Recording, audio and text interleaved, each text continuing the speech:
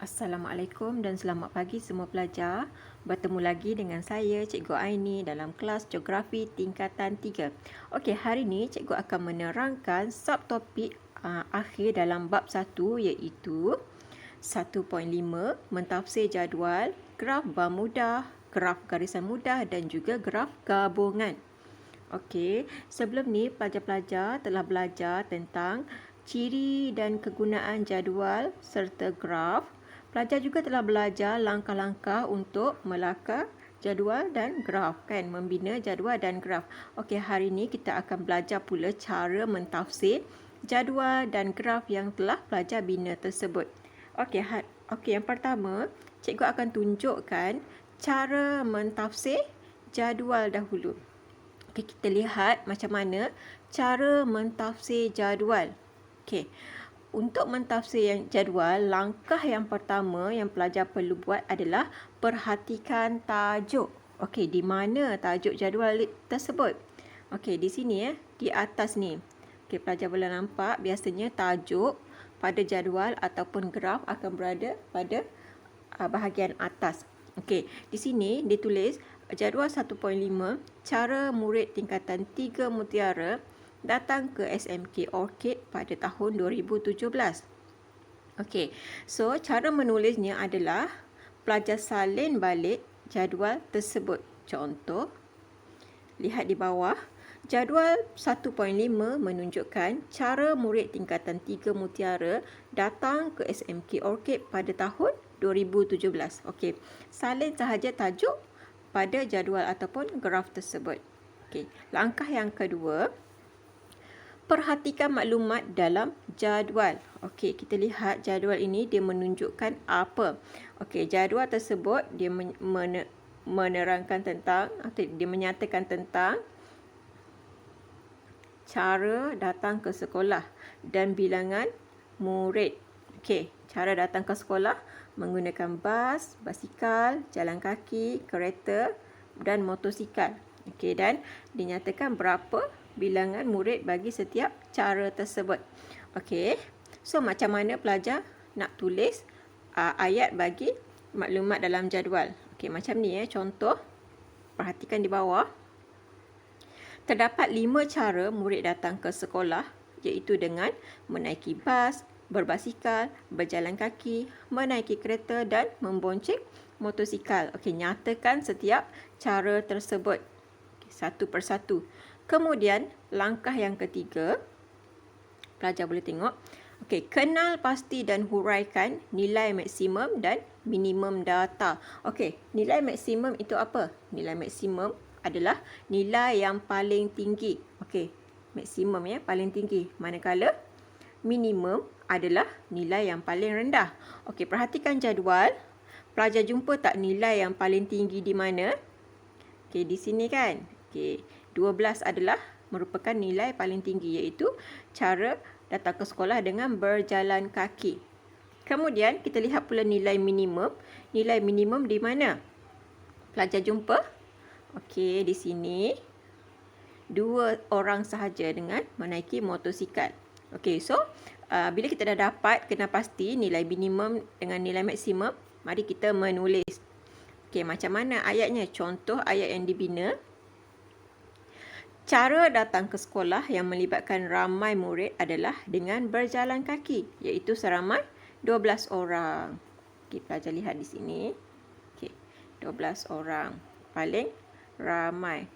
Okey, kemudian sambung ayat seterusnya. Cara kedua tertinggi adalah dengan menaiki bas, iaitu seramai 7 orang.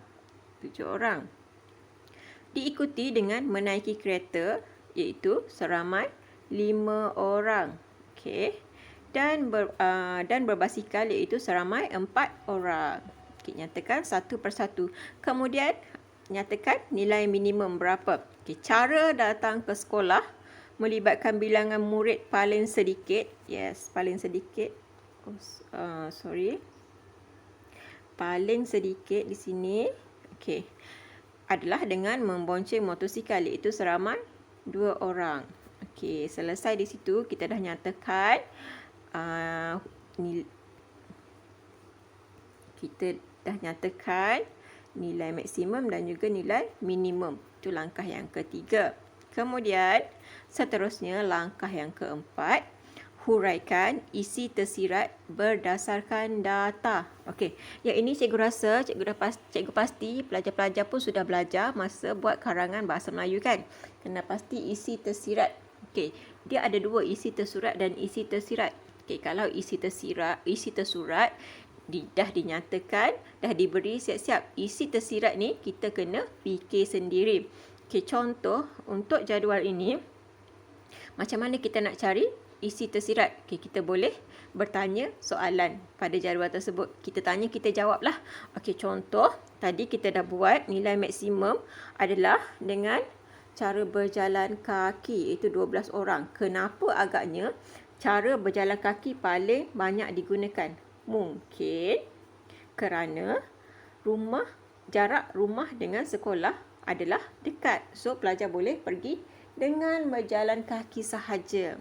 Okey, yang kedua, kita boleh tanya lagi, kenapa pelajar naik bas ataupun kereta?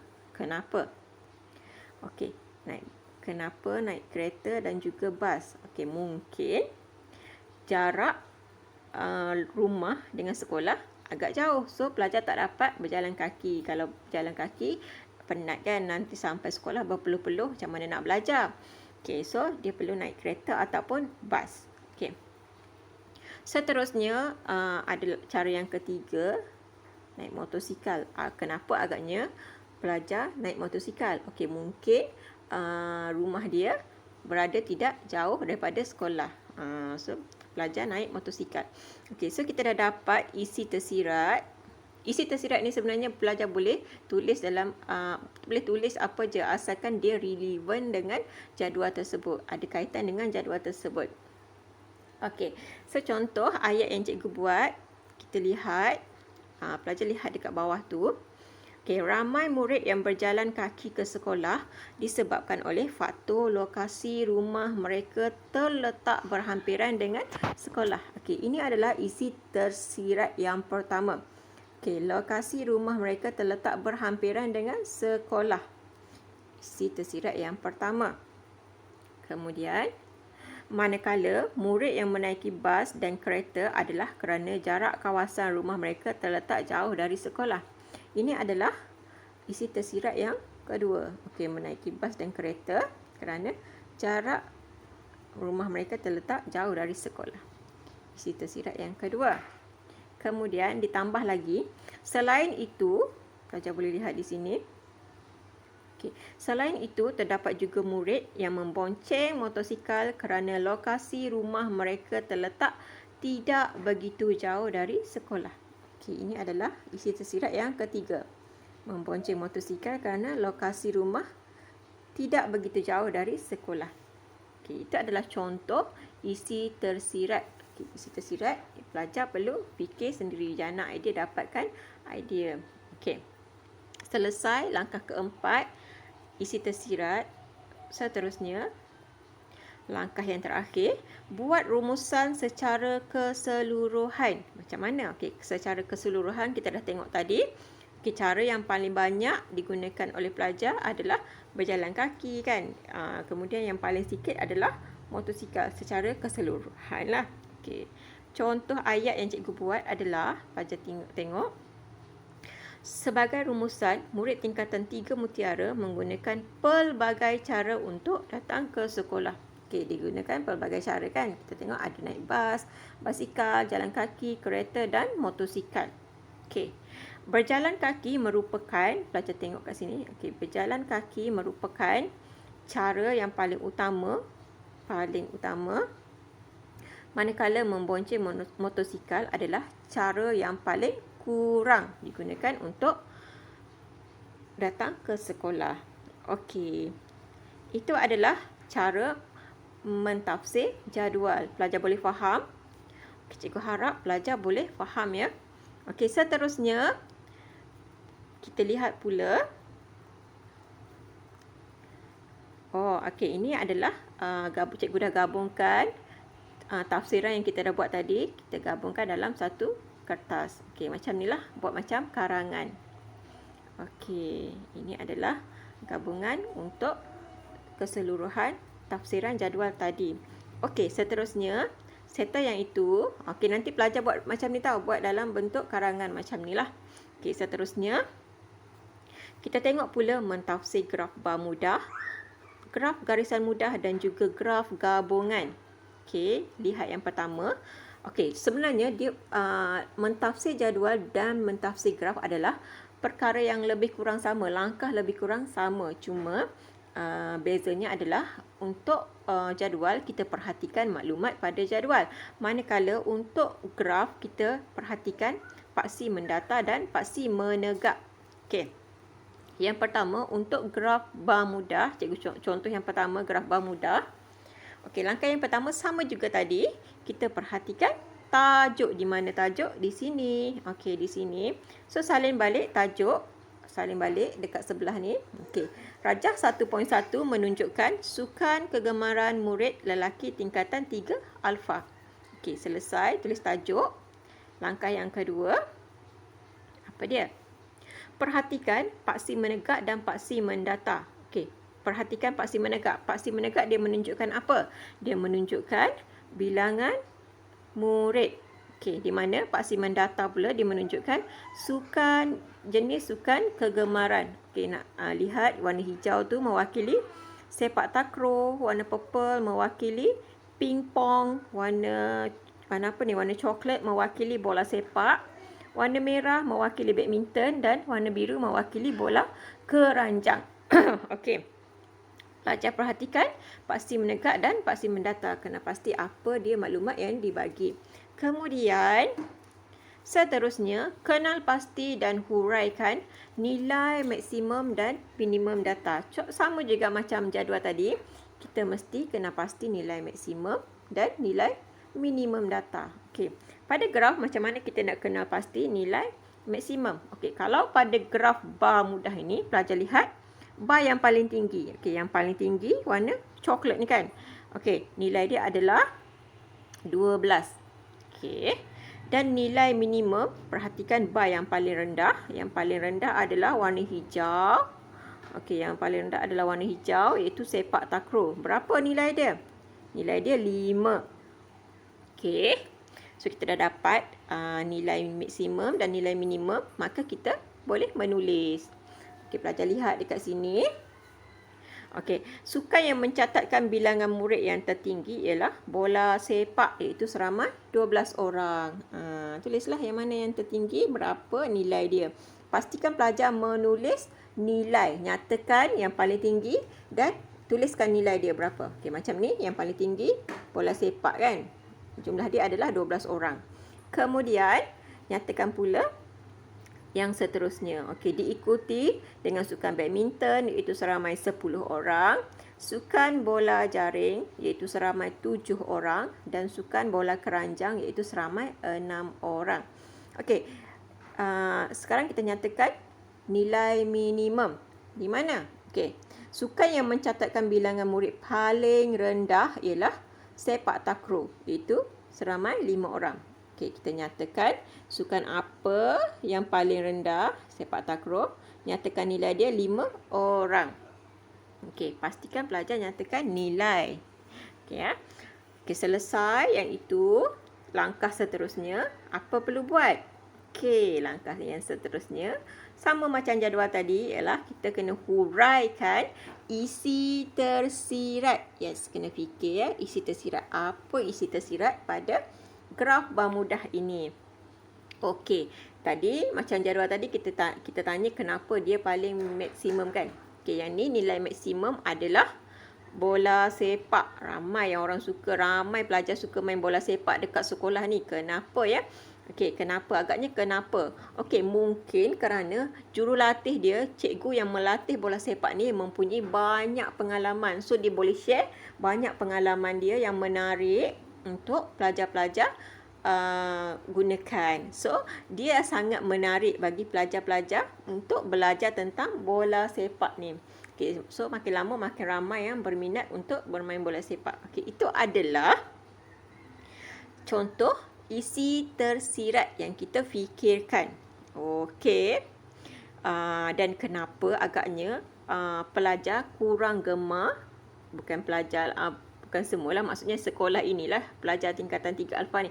Kenapa pelajar-pelajar di sekolah ni, di kelas 3 alfa ni kurang gemar bermain sepak takraw? Okey, mungkin jika dibandingkan dengan bola sepak, permainan sepak takraw ni agak susah kan. Mungkin perlukan kemahiran yang tinggi. So, pelajar lebih suka memilih sukan bola sepak. Okey, so mari kita nyatakan dalam bentuk ayat. Okey, pelajar lihat di sini. Yang cikgu dah letak anak panah ni. Okey. Ramai murid memilih bola sepak sebagai sukan kegemaran kerana dilatih oleh guru yang berpengalaman dan seterusnya membuka peluang kepada murid untuk mempelajari teknik-teknik yang baharu. Okey, dia punya isi tersirat yang pertama adalah dilatih oleh guru yang berpengalaman. Okey, so pelajar boleh mempelajari banyak teknik-teknik yang baru yang baguslah. Okey. Isi tersirat yang kedua dinyatakan sukan sepak takraw pula kurang digemari kerana sukan ini agak sukar dimainkan serta memerlukan teknik kemahiran yang betul. Okey, sebab sukan ni agak sukar. So, pelajar lebih suka memilih bola sepak. Itu adalah contoh isi tersirat. Dan pelajar-pelajar cikgu boleh fikirkan mana-mana isi tersirat lagi. Okey, ini adalah contoh yang cikgu bagi. Seterusnya, akhir sekali, buat rumusan secara keseluruhan. Keseluruhan. Macam mana tadi? Kita dah kata rumusan keseluruhan. So, secara keseluruhan, pelajar-pelajar sekolah ni lebih suka main sukan apa? Okey kan? Lihat ayatnya. Pelajar lihat dekat sini ayatnya. Kesimpulannya, murid tingkatan 3 alfa aktif bersukan. Okey, kebanyakan banyak sukan yang dimainkan oleh pelajar 3 alfa kan. So, sukan bola sepak merupakan sukan yang paling digemari. Manakala sukan sepak takraw merupakan sukan yang paling kurang digemari oleh mereka. Okey, selesai rumusan keseluruhan. Okey, pelajar faham? Cikgu harap pelajar boleh faham ya. Okey, untuk lebih faham, pelajar kena buat latihan sendiri. Bila pelajar buat latihan sendiri, fikirkan sendiri ayat-ayatnya. So, akan membuatkan pelajar lebih faham. Ikut je step-step yang cikgu bagi tadi. Step 1, langkah 1, langkah 2 sampai langkah 5. Buat satu-satu. Mesti akan dapat. Okey, seterusnya cikgu bagi lagi satu contoh. Contoh graf garisan mudah. Okey, kita lihat contoh mentafsir graf garisan mudah. Okey, konsepnya sama. Sama saja, cuma cikgu nak ulangkan supaya pelajar-pelajar lebih faham. Okey, yang pertama, apa dia langkah tadi yang pertama pelajar? Ingat lagi? Okey, yang pertama mesti tulis tajuk. Tulis tajuk. Okey, yang pertama perhatikan tajuk. Tajuk di mana? Tajuk di atas sini. So, salin balik tajuk di ruangan sini dalam bentuk ayat karangan. Okey, tajuk dia adalah guna tenaga dalam sektor ekonomi di Malaysia dari tahun 2010 hingga 2014. Okey, langkah yang kedua. Apa tadi langkah yang kedua pelajar? Ingat? Okey, siapa ingat? Cuba sebutkan. Okey, langkah yang kedua adalah perhatikan paksi menegak dan paksi mendata. Paksi menegak menunjukkan bilangan orang. Ini bilangan orang. Ini paksi menegak. Kemudian paksi mendata mewakili tahun. Okey, tahun. Okey. Graf ni dia menunjukkan tahun 2010 hingga 2014 jumlah guna tenaga dalam sektor ekonomi di Malaysia. Okey. So, kenal pasti dan huraikan nilai maksimum dan minimum data. Okey. Macam mana kita nak kenal pasti nilai maksimum? Okey, lihat plot yang paling tinggi. Plot yang paling tinggi di mana? pada tahun berapa? Okey, nampak yang ni paling atas kan? Okey, tengok tahun 2014 paling atas. Okey. Kemudian yang paling minimum berapa? Okey, nampak yang paling minimum, yang paling rendah adalah pada tahun 2010. Okey, so sekarang kita dah dapat nilai yang paling tinggi maksimum dan nilai yang paling rendah. Okey, so pelajar unjurkan dia dan baca berapa jumlah bilangan orang pada tahun 2010 dan 2014. Juga untuk lain-lain tahun. Okey, bila dah dapat nilainya, pelajar boleh tulis dalam bentuk ayat. Tulislah di sini kan. Okey, contoh di sini pelajar lihat, guna tenaga di Malaysia didapati mengalami peningkatan yang tertinggi pada tahun 2014 iaitu seramai 13,576,000 orang. Ya. Kemudian nyatakanlah satu persatu. Satu persatu. Kemudian guna tenaga yang paling sedikit. Okey, yang paling sedikit sini adalah pada tahun 2010. Nyatakan nilai dia seramai 11,900,000 orang. Okey. Bila kita dah siap nyatakan nilai maksimum dan nilai minimum, apa yang perlu kita buat? Ingat lagi. Okey, yang kita kena fikir tu apa? Okey, kita nyatakan. Oh, okey, yang ini untuk graf garisan mudah, pelajar perlu nyatakan aliran perubahan data. Yes, perlu nyatakan aliran perubahan data untuk graf garisan mudah. So, tengoklah dia punya aliran perubahan data kan. Tengok je graf dia. Okay, tengok graf ni dia semakin menaik. Betul tak? Nampak semakin menaik. So, pelajar bolehlah nyatakan dekat sini. Okay, contoh ayat yang cikgu bagi. Pelajar lihat dekat sini. Malaysia merupakan antara negara yang berkembang pesat dalam pelbagai sektor ekonomi dan memerlukan guna tenaga yang ramai. Okay, kita tahu negara kita adalah negara maju yang semakin bukan negara maju, negara kita adalah negara yang sedang membangun. So, memerlukan pelbagai sektor, memerlukan guna tenaga yang ramai untuk dalam sektor ekonomi. So, tengok ayat yang kedua. Oleh itu, guna tenaga di Malaysia menunjukkan peningkatan pada setiap tahun. Inilah yang dikatakan aliran perubahan data. Okey, dikata menunjukkan, pelajar lihat ya. Lihat kat sini. Dikata menunjukkan peningkatan pada setiap tahun. Okey, sebab apa dia kata menunjukkan peningkatan setiap tahun? Sebab graf dia semakin menaik. Okey, itu adalah aliran perubahan data. Okey, selesai di situ. Kemudian, ini yang cikgu cakap tadi, kita kena fikirkan apa dia? Kita nyatakan isi tersirat berdasarkan data. Okey, contoh isi tersirat yang dibagi. Okey, kenapa graf semakin menaik? Okey. Kenapa berlaku peningkatan pada setiap tahun?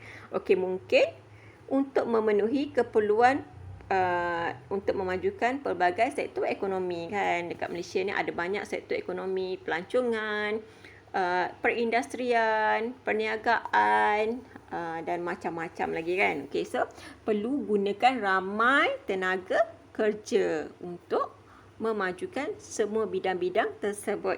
Okay. Satu lagi contoh isi tersirat yang dibagi. Mungkin juga peningkatan ni disebabkan oleh keperluan guna tenaga oleh majikan. So, bila ramai majikan, so ramailah pekerja yang diperlukan. Kemudian, bila kita dah dapat isi tersirat, so kita terus nyatakan dalam bentuk ayat. Boleh lihat kat sini ya. Okey. Peningkatan pada setiap tahun bagi memenuhi keperluan untuk memajukan pelbagai sektor ekonomi. Itu adalah isi tersirat yang pertama. Yang kedua, peningkatan yang berlaku juga adalah disebabkan oleh peningkatan dalam keperluan guna tenaga oleh majikan. Okey, ini adalah isi tersirat yang kedua. Okey, selesai di situ. Okey, untuk isi tersirat seboleh-bolehnya pelajar nyatakan sekurang-kurangnya 2 isi tersirat ya. Nyatakan 2 isi tersirat. Kena fikir juga. Okey. Kemudian seterusnya yang langkah yang terakhir, apa yang kita buat tadi, apa yang perlu kita buat tadi pelajar? Langkah yang terakhir apa dia? Siapa ingat?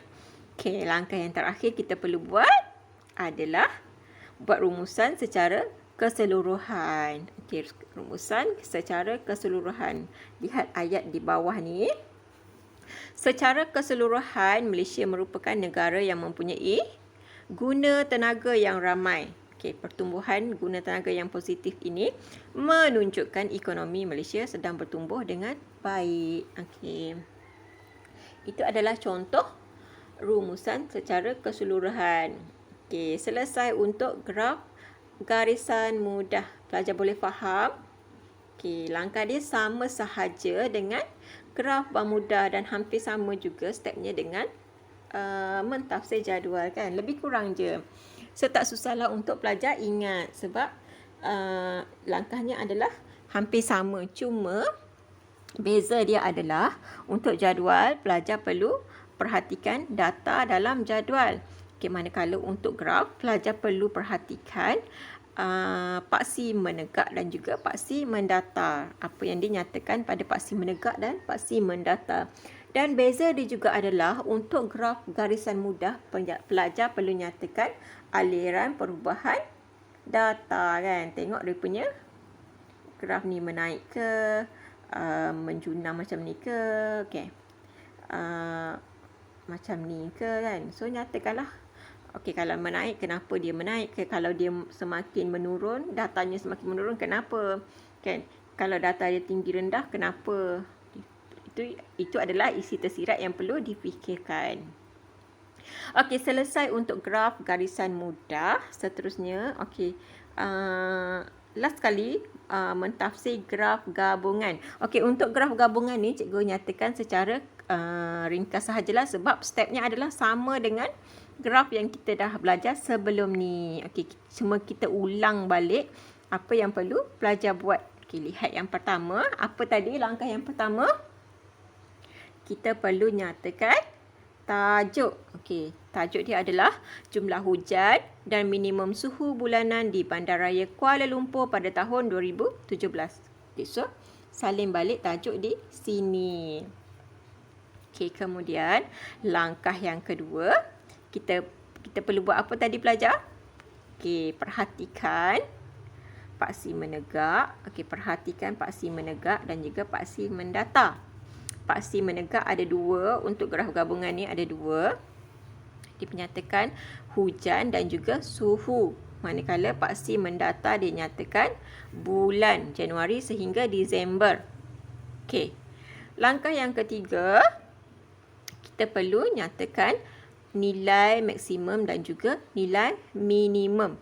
Okey, so perhatikan jumlah hujan yang paling tinggi di mana pada graf dan juga jumlah suhu paling tinggi di mana pada graf.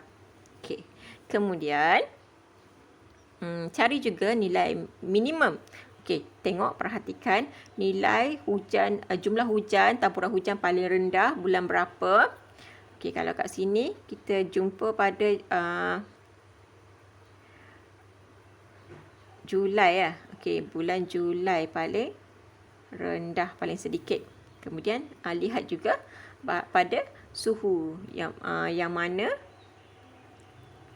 paling rendah. Okey.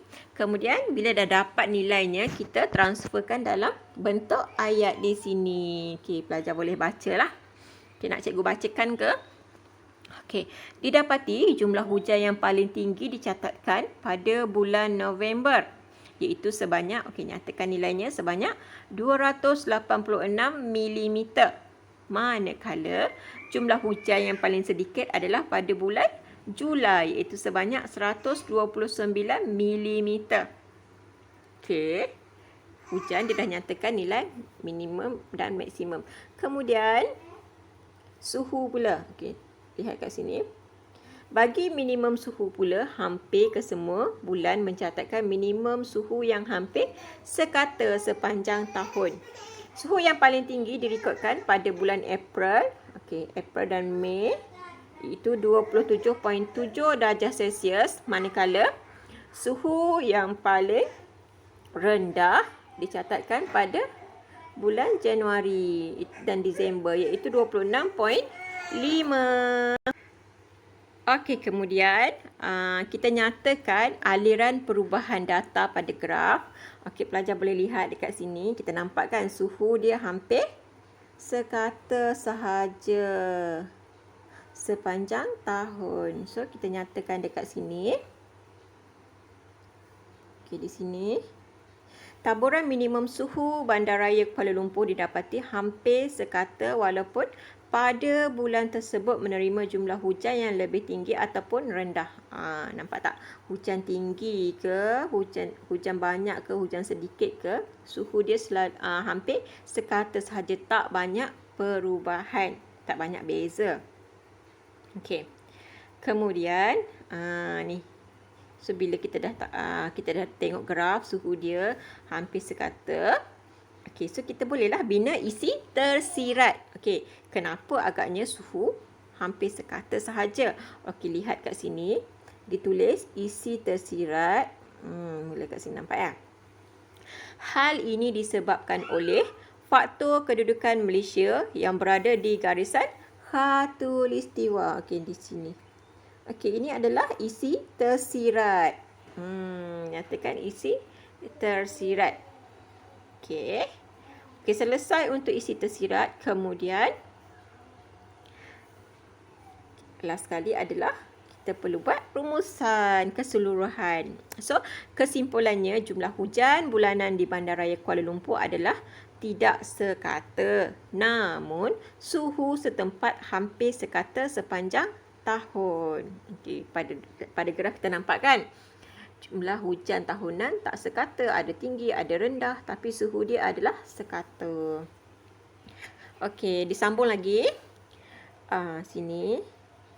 Di Bandaraya Kuala Lumpur juga tidak terdapat musim yang kering atau ketiadaan hujan yang nyata kerana menerima hujan pada setiap bulan. Okey, selesailah itu mentafsir graf gabungan. Cikgu harap pelajar boleh faham, boleh ingat langkah-langkah dan boleh buat sendiri. Okey, untuk lebih faham, cikgu akan bagi latihan untuk pelajar buat pada Telegram nanti. Pelajar boleh lihat dekat Telegram untuk latihan. Okey, ini sampai sini sahaja untuk hari ini. Terima kasih cikgu ucapkan kepada pelajar yang berjaya meluangkan masa untuk mendengar penerangan yang cikgu berikan. Semoga bermanfaat. Okey, sekian. Terima kasih.